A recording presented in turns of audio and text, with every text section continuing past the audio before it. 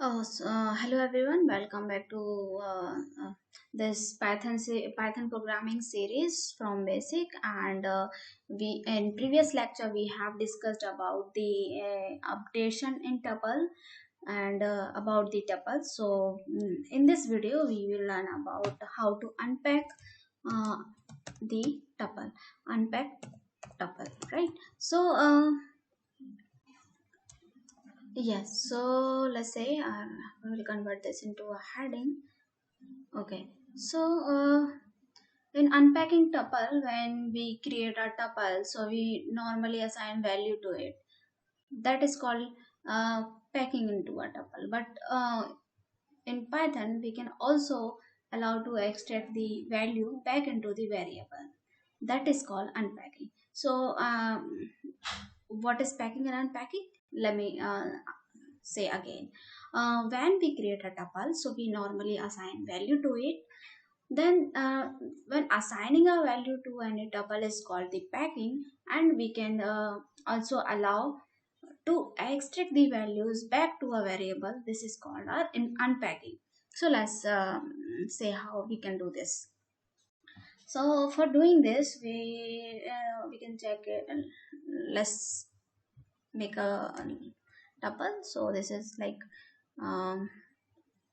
let's say this is my tuple, and this is called packing into a tuple. And yeah, so this is packing into a tuple. Now I want to unpack this. So what I will do, I will uh, use a variable to unpack that. So let's say I am using x, y, and z, three variable to unpack this item. So I have four items, so I need to use the four variable to unpack these items, and we can write the my tuple. Right. So now if I want to print this x, y, z, w, so I can we can write x, w, and similar way. Okay, let print in a single line only. W, x, y, z. So here uh, this here, so this all item is unpacked into these variables. If you want to um, only control C. Okay, so if you want to only search print the w, then you can also do this thing. You can also print each variable. Now the every item is in single variable. So this is the way how you can unpack uh, your tuple. And if the number of variable is less, let's say you have a less number of variable, then the number of values you can add um, by using the extract to the variable name, and then value will be assigned to the variable as a list. So for example, what I want to say, we can check it with example. So I just wanna say that I have this previous example. Okay, so this is my previous example, and I'm using this example. So uh, I mean to say that I have four item, but I don't know in this tuple I have four item, and so but I want to unpack this. So what I can do, I can just use the asterisk sign here. That means yes, so I can use the asterisk sign here, and now I can print the x. So I think this should not give the error. Yes, it is not giving error. So here I have changed now. In yes, so it converted into a two, and this is a very this is this is just like one item is coming to this variable, and remaining item list is coming into this mm, list of other item, or remaining item is come into this x variable.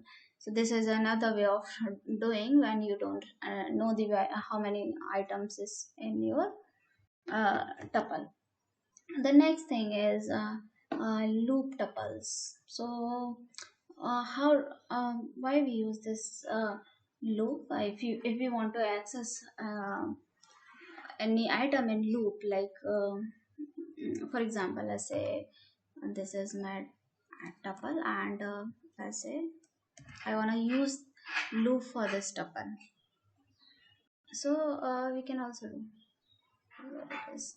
Yes. So what we can do, we can, let's say I am using for loop, and I can say x in my tuple. Yes, so this is an x in my tuple. If x is, so this will be used to print. Then if x in my tuple, then what? Print that item. Print whatever you want to print. Print that item x. So this will print one by one every item by using the loop. So we can also use loop through the indexing. For this we have to use the uh, range syntax, range constructor, sorry, range method, and length method. So for example, let's say I have this tuple, and this is my loop, and I want to access through the indexing. So I can say x in need to define the range also, x in range, and then we have to we need to write the length, and after writing this length, and then you have to define your tuple name.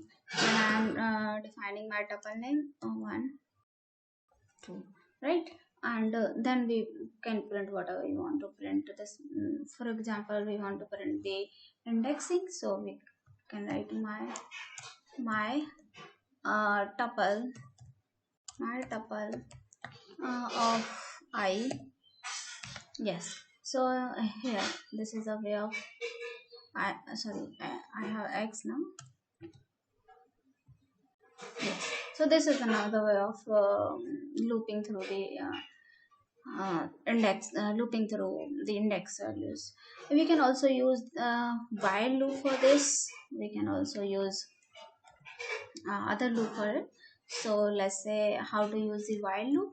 So and this is very simple to use the while loop also. What we need to do, we need to just yes, so what we need to do, we need to just use the loop. Let's say deleting this. Let's say I'm deleting this.